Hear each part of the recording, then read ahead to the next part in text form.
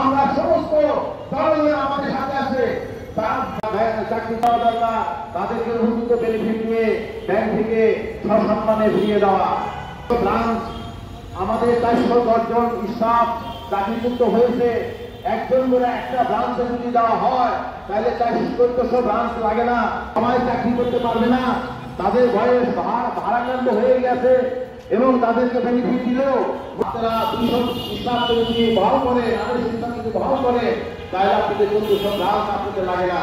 কাজেই আপনাদেরকে আর বলার অপেক্ষা থাকে না।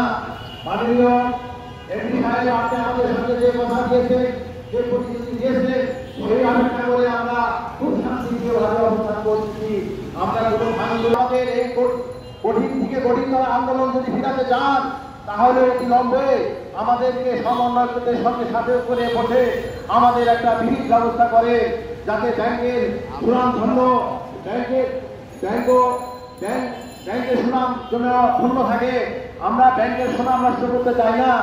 আমরা এই আইবিসি ব্যাংক যথেষ্ট শ্রম দিয়ে আজকে এই 20তলা বিল্ডিং হয়েছে, আইবিসি টাওয়ার হয়েছে। এটা আমাদের ফসল, সেই ফসল আমরা ভোগ করতে পারি নাই, আপনারা ভোগ করতেছেন। আনার পরে আপনাদের 3 লাখ 4 লাখ টাকা বেতন দিচ্ছেন, শুধু বেতনই না, ব্যাংকে থেকে হাজার হাজার কোটি টাকা পাচার করে দিয়েছেন, সেটা সহযোগিতা আপনারা করেছেন। এরপরে যদি আপনাদের যদি লজ্জা না হয়, আপনারা